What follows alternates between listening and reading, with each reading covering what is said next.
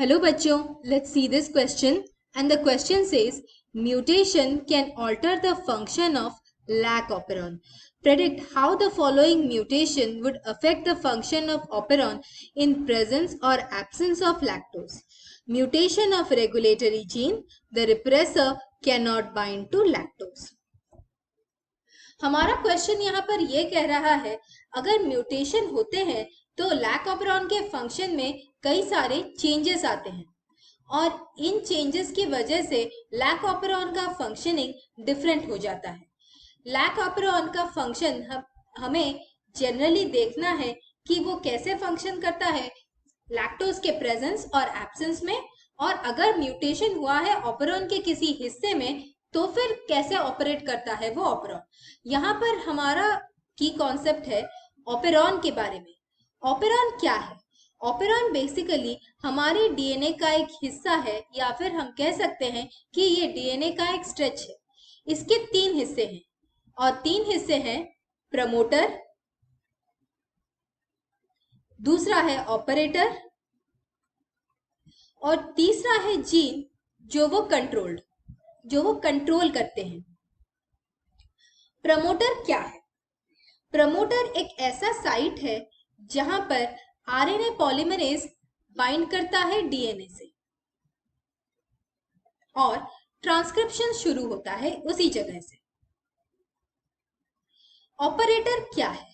Operator हमारे operon का on और ऑफ स्विच है। ये डीएनए का एक हिस्सा है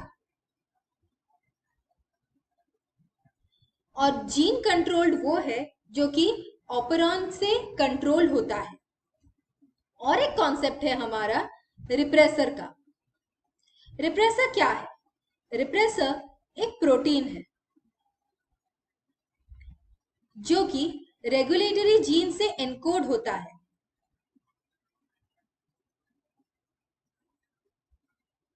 और ये हमारे ऑपरॉन को ऑफ करता है।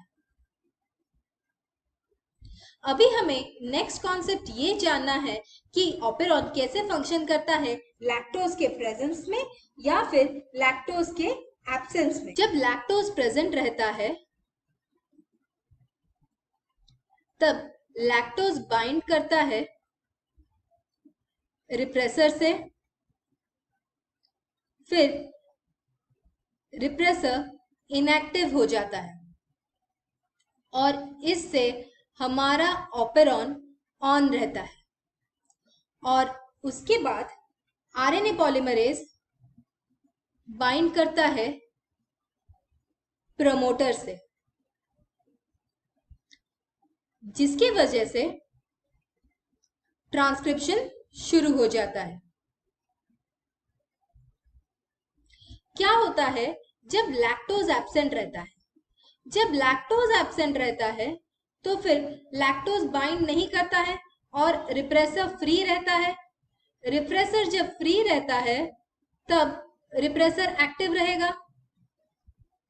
और रिप्रेसर के एक्टिव होने से हमारा ऑपरॉन ऑफ रहेगा, जिसकी वजह से आरएनए पॉलीमरेज बाइंड नहीं कर पाएगा और ट्रांसक्रिप्शन नहीं हो पाएगा। हमारे क्वेश्चन में ये दिया गया है कि म्यूटेशन हुआ है और वो भी हमारे रेगुलेटरी जीन में। अगर रेगुलेटरी जीन में म्यूटेशन हुआ है तो फिर रिप्रेसर यहाँ पर बाइंड नहीं कर पा रहा है लैक्टोज से। तो क्या होगा? अगर लैक्टोज प्रेजेंट है और म्यूटेशन की रेगुलेटरी जीन में म्यूटेशन की वजह से रिप्रेसर बाइंड नहीं कर पा रहा है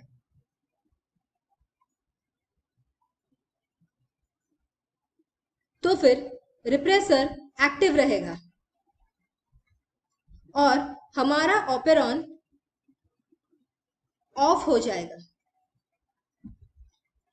रेगुलेटरी जीन के में म्यूटेशन की वजह से इवन इफ हमारे पास लैक्टोज प्रेजेंट है, रिप्रेसर बाइंड नहीं कर रहा है लैक्टोज के साथ, हमारा रिप्रेसर एक्टिव रहेगा, ऑपरॉन ऑफ हो जाएगा और आरएनए पॉलीमरेज बाइंड नहीं करेगा और ट्रांसक्रिप्शन नहीं होगा। अगर भी हमारे पास लैक्टोज है। अगर हमारे पास लैक्टोज नहीं है तब रिप्रेसर फ्री होगा, फिर भी रिप्रेसर बाइंड नहीं कर रहा है म्यूटेशन की वजह से, फिर रिप्रेसर एक्टिव रहेगा, ऑपरॉन ऑफ होगा और आरएनए पॉलीमरेज बाइंड नहीं करेगा, फिर ट्रांसक्रिप्शन नहीं होगा।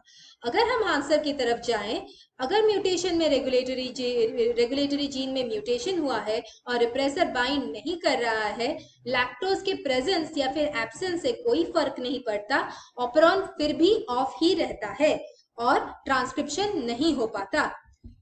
I hope you understood the solution. Thank you and all the best.